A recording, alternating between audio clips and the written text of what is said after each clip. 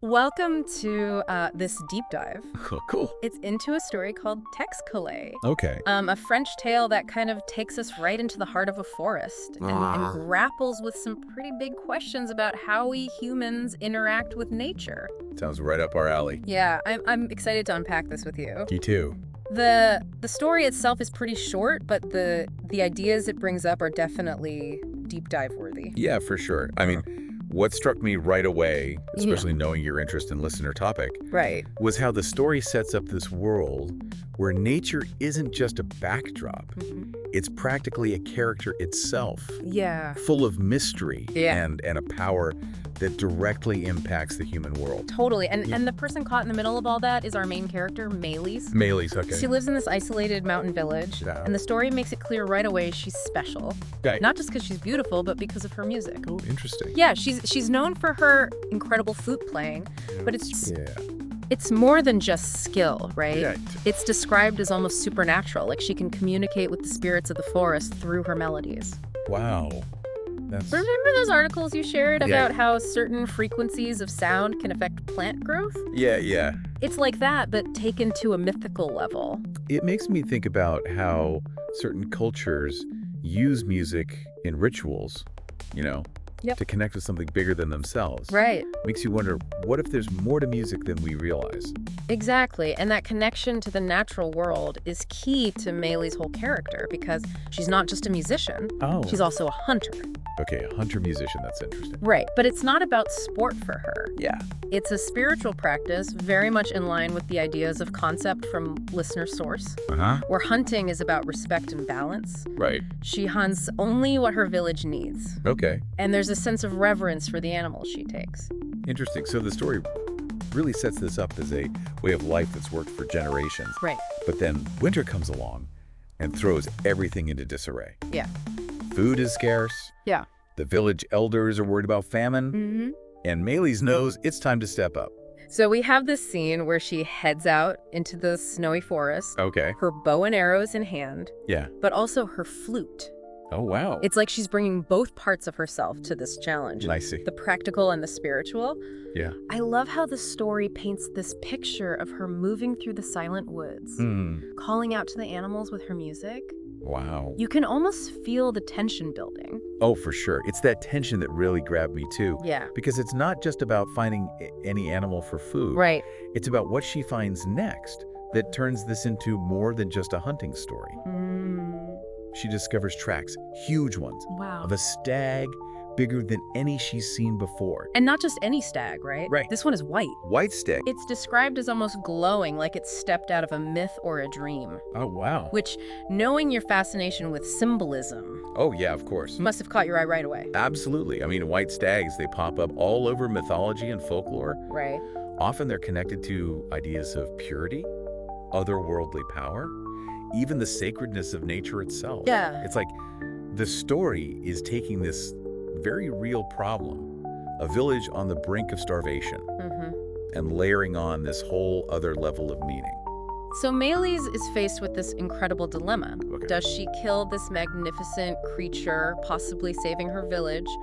Or is there something else at play here? Something that goes beyond the immediate need for survival? And this is where her deep connection to the forest, the way she's been listening to nature her whole life, really comes into focus. Yeah, She doesn't immediately raise her bow. right. Instead, she raises her flute to her lips and begins to play. This is where I started getting seriously hooked. Really? She plays this ancient song, something passed down from her mother, Okay. and it's described as an offering to the forest spirits. Wow. And the crazy thing is the stag reacts. It walks towards her peacefully. Wow. It's like they're communicating on a level that goes beyond words or even music as we usually think of it. That's amazing. It's such a powerful scene, and it makes what happens next even more gut-wrenching. Oh, no.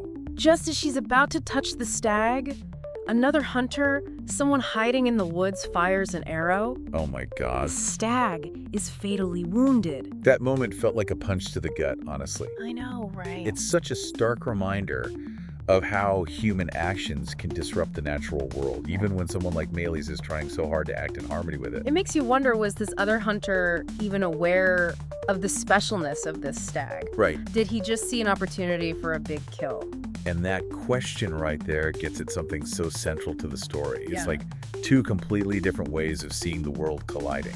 And unfortunately, it's the white stag that pays the price. It's heartbreaking, isn't it? Yeah. Especially knowing that you've been researching the impact of poaching on endangered species.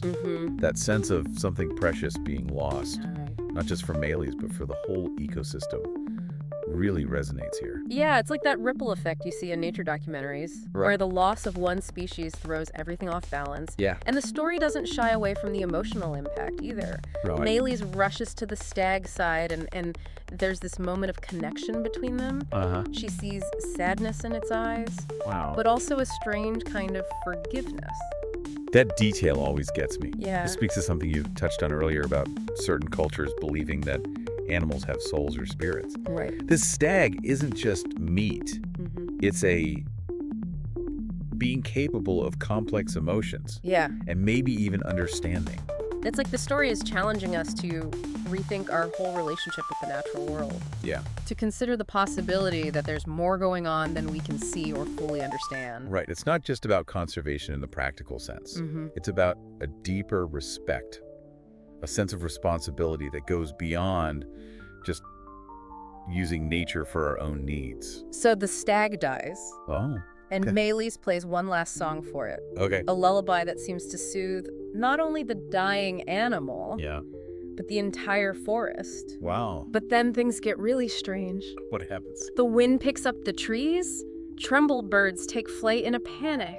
Oh, wow. It's like the balance of nature has been disrupted on a fundamental level. It's a powerful image. Right. And it brings to mind some of the ecological research you were telling me about. Remember that study on how deforestation can lead to changes in weather patterns? Right. It's like the story is taking that idea and making it visceral, showing us the immediate impact of this one act of violence. And Maëlys is forever changed by the experience. Oh, really? She returns to her village, but she never hunts again. Her music takes on a new sadness, and there are whispers that the spirit of the white stag lives on in her melodies, like a haunting reminder of what was lost.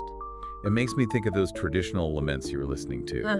The ones where music expresses not just grief, but a connection to the spirit world. Right. It's like Maëlys is becoming a conduit for the voice of the forest carrying its sorrow and its warning. And then, as if to underscore that transformation, Maëlys herself disappears into the forest one day, leaving no trace behind. She disappears. Some say she became one with the spirit of the white stag, a guardian of the woods. Wow, what do you make of that ending? It's not exactly a happy one, Right. but there's a kind of beauty to it too, wouldn't you say? I think it's open to interpretation, and that's part of what makes the story so powerful. Yeah. On one hand, it's a tragic loss, a reminder of the consequences of human actions. But there's also this element of transcendence, of Maëlys becoming something more than human, a part of the very ecosystem she sought to protect. It's almost like she's stepping into the role of those nature spirits you mentioned earlier, Right. becoming a protector of the balance that was disrupted. And that idea of becoming a part of nature, not just existing alongside, Yeah. it really resonates with the concept of related concept from listener's source. It's like the story is suggesting that our relationship with the natural world can go far deeper than we often imagine. It's a lot to chew on, that's for sure. It is. So if we step back from the story itself for a moment, Okay. what do you see as the key takeaways here? Yeah. Especially in light of everything you've been researching. For me, it boils down to this idea of listening. Okay. Maëlys, through her music and her deep connection to the forest, embodies that idea of truly listening to nature, Yeah. recognizing its power and its complexity. It's like a challenge to us to pay attention to the subtle signs, the whispers of the wind, the language of the animals. It's easy to get caught up in our own world, Right. to view nature as something separate from us, a resource to be exploited. Yeah. But this story reminds us that we're all interconnected, part of a delicate web of life. And it's a web that we often disrupt without even realizing it. Right. The hunter who killed the stag, he probably didn't intend to cause such widespread consequences. But his actions rippled outwards, changing everything. It's like that quote you shared from listener source about how even the smallest actions can have unforeseen consequences. Exactly. It makes you think twice about the choices we make every day, doesn't it? Yeah, for sure. Especially when it comes to our impact on the environment. Yeah. It's easy to feel overwhelmed by the scale of problems like climate change or deforestation. Like our individual choices don't really matter. Yeah.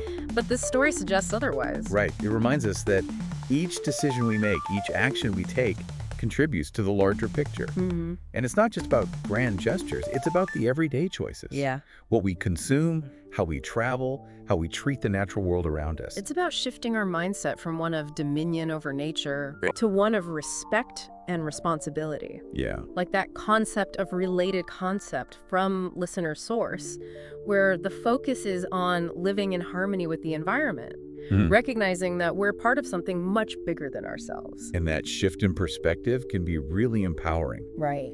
It means that even small changes can make a difference. Yeah. It means that we can all contribute to creating a more sustainable and harmonious future. It's like that ripple effect working in a positive direction, right? Our actions spreading outwards, inspiring others to make changes, to reconnect with nature, to listen more closely to its wisdom. That's the beauty of stories like this, isn't it? Yeah. They don't offer easy answers, Right. but they spark questions, provoke reflection, and maybe inspire us to listen more closely to the world around It us. feels like we could talk about this story for hours. There's just so much to unpack. I know, right? But I keep coming back to that ending, Maëlys merging with the white stag. I know you've been diving deep into mythology. Does that remind you of any particular stories or archetypes? It definitely echoes those tales of transformation you were mentioning, especially the ones where humans merge with the natural world, becoming guardians or spirits of the forest. Think about the green man figure in Celtic mythology, or the Japanese concept of yokai spirits that embody aspects of nature. Right. This story taps into that same ancient idea that the boundary between human and nature isn't always so clear-cut. It's almost like a reminder of our own origins, right? Yeah. We may have built cities and technologies, but we're still part of this planet. For sure. Still deeply connected to the natural world, whether we acknowledge it or not. Exactly. And that brings us back to something we've touched on throughout this deep dive. The idea that our actions have consequences. Right. The hunter who shot the stag, he may not have intended to create such chaos, Yeah. but his actions rippled outwards, impacting not just Maëlys, but the entire forest. It's like that quote you shared from listener source about how even the smallest actions can have unforeseen consequences. Yeah, It exactly. makes you think twice about the choices we make every day, doesn't it? It does. Especially when it comes to our impact on the environment. Yeah, for sure. It's easy to feel overwhelmed by the scale of problems like climate change or deforestation. Like, our individual choices don't really matter, Right. but this story suggests otherwise. Right. It reminds us that each decision we make, each action we take, contributes to the larger picture.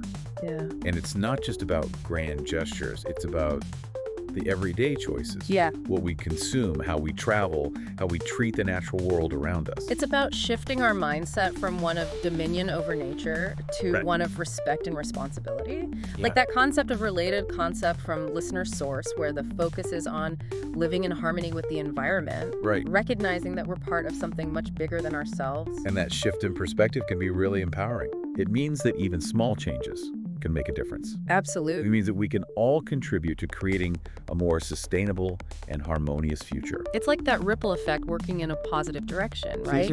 Our actions spreading outwards, inspiring others to make changes, to reconnect with nature, to listen more closely to its wisdom. And maybe that's the ultimate message of this story, the one that resonates most deeply with me. Yeah.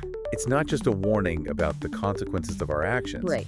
It's also a call to action, an invitation to become more conscious, more attuned, more responsible in our relationship with the natural world. It's a story that stays with you, that makes you think about your place in the grand scheme of things. And ultimately, I think that's what makes a deep dive worthwhile. Yeah. It's not just about gathering information. It's about sparking those deeper reflections, those moments of connection and inspiration that can lead to real change. Well said. And with that, we'll leave you with one final thought to ponder. If Maëlys' music could speak for the forest today, what song would it sing? And what part will you play in its chorus?